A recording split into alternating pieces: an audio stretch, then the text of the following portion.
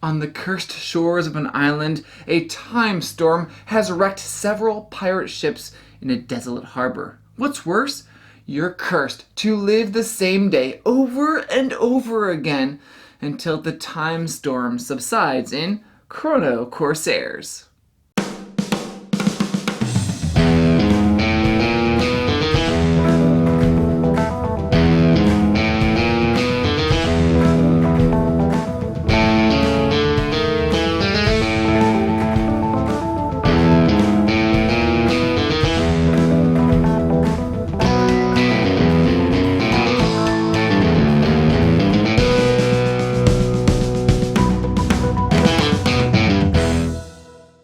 Thank you for joining me today at Tantrum House Studio D. I'm Kevin Delp. Chrono Corsairs is a 2 to 5 player action programming, area control, area majority game that plays in about an hour. This is published by Tasty Minstrel Games, and they sent us this copy to review. Players begin the game with a player mat, officers and crew, and a couple artifact cards. You'll randomly place island and cave tiles on the board along with event tokens on top of each tile. You'll also place out the different decks of cards, markers on the different tracks, and flag tokens representing the different players. There are 6 phases in each round, and those phases are shown on the player board, which is great. The number of rounds will be different for each game because it will depend on how fast the marker moves on the vortex track. Now, basically, during a round, players are going to be moving their pirates to these different island spots, trying to gain majority in those spots, and then at the end of the round, whoever does have the first, and in some cases second and third most, they'll be gaining rewards. Then at the end of the round, those pirates are basically reset because of this time thing that you're a part of, and you'll be able to go back out for the next round. The game is over when that marker does reach the end of the vortex track, and then you'll be counting up points. Phase 1, you advance the storm stability marker and resolve the top card from the anomaly deck. You resolve the text based on the current position of the marker. Some can be good events and some bad, and some just change up how that round is played. During Phase 2, you'll draw stable and unstable cards based on the position of your cubes on your player board. All players simultaneously secretly choose one and place it on top of any spot on your ship mat. If you cover up a card, that old card gets discarded to the bottom of the deck. If anyone reveals an unstable playing card, you're going to move that storm tracker 1 space on the vortex track, hastening the end of the game. And it doesn't really matter how many people reveal an unstable playing card, you're still only going to be moving it 1 space. Phase 3, you run the loop in turn order. Starting with morning, you may resolve the text on that spot, whether it's a card or printed on your board. Usually it's moving your pirates to and from different spaces on the game board. Now you do have the option, instead of doing what's on the board, or if you have a card there, what's on the card, you could ignore the text and just take a coin, but usually you're doing what it says to move around the board. It may tell you to move an officer, and any number of your crew can go with that officer. And if you enter a space at the right time of day that matches, then you flip over that token and resolve that as well. You can also play 1 artifact card during each of your turns, but if you decide to save those to the end of the game, they count as scoring points. After all players have taken the morning action, then you'll move to the next part of the day, and then the next part and the next part in turn order until all players have taken the actions. Then you'll move to the next phase, which is finding the treasure. You'll look at each tile on the game board and resolve it based on the current position of the marker on the vortex track. Some areas don't always resolve, but if they do, you'll hand out rewards based on who has the most there, and eventually some reward first, second, and third place. All your pirates come back to shore unless there are any in-game events or actions that allow them to stay, to prepare for the next time loop.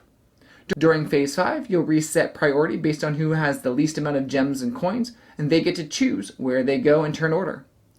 Then the last phase is where you can outfit your ship, basically paying coins to increase different levels, getting gems, and hiring more crew. You'll continue to play round after round until the marker reaches the end of the vortex track, and then when it does, you'll finish out that round. You'll count up endgame points and see who wins. You'll get points for all your gems, 1 point for every 2 coins, and also points based on gems on your artifact cards that you never played. I've played this game at the lower and higher player counts. I personally think that I like the higher player counts better.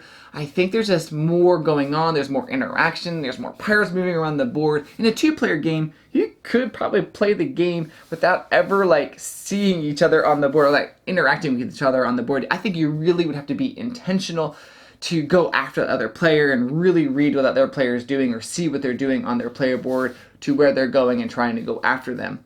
Whereas in a multiplayer game where like 3, 4, 5 players, there's no going around it. You are going to be interacting with the other players. There's other players, pirates and officers, and there's just going to be a lot of killing going on. You killing the other players' pirates and yourself getting killed.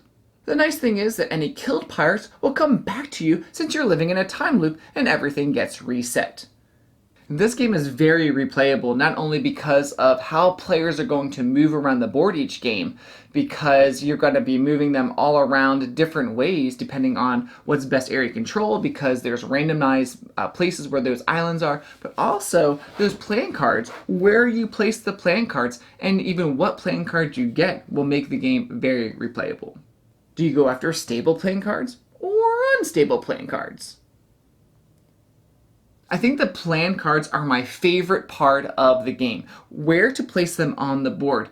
It can really determine where you're going to go out on the island so you can get the area control that you need. And I think I love trying to figure out where other players are going to go and try to react in a way where placing these in the right spots will help me be flexible enough to react in a way that will help me do the right things at the right time. The island tiles are randomly placed on the board too for replayability. I think the island tiles might be one of my criticisms of the game. The mysterious caves have different things on either side of them, which is cool, but the island tiles, which are all different, but they're all the same on either side. I wish they had different things on both sides too. Not only is the game replayable, but there's also variableness to the game as well with these event cards that really change up the gameplay. Not only because of the number of event cards, but also there's different events that happen depending on where the storm tracker is on that vortex track. For instance, this one says at the end of this loop, don't reset your pirates in spaces occupied by your officers. Well, that's pretty cool. You're sort of freezing your officers. Well, if the vortex marker is just a couple spaces later, you don't reset them based on any player's officers. Wow, that could be a big change because your pirates could be pretty much anywhere on the board as long as there's any player's officers on there. This card actually really helped me because in one round, players had really decimated other people's pirates and there was a lot of pirates off the board. People forgot that this card was in effect. I had kept an officer on the shore, so my pirates were able to come back on the board, and it really helped me get a lot of area control to get some major points. The components are very good quality. I like the pirate meeples, the art and the illustrations fit the theme well. I love all the different names for things on the islands and the cards. This game is really interactive with people killing your pirates and you killing other people's pirates, so I think you have to be okay with that. I mean, it is an area control game and you're going to get a lot of points from that. And I like these types of games. And I think it's got a cool mechanic where at the end of each round you're sort of resetting. For the most part, there are in-game things that could change that, but for the most part, you're sort of a fresh start to each round, and I really like how that works. If you like area control games, if you like action programming games, if you just like the theme time pirates, this was one of my most anticipated board games of 2020. I'll put the link to that up there. Tasty Minstrel Games did a great job with this game. You can check it out in retail soon from them. And as always, we would love for you to subscribe to Tantrum House and click that notification bell so that you can be notified when more games are published from us.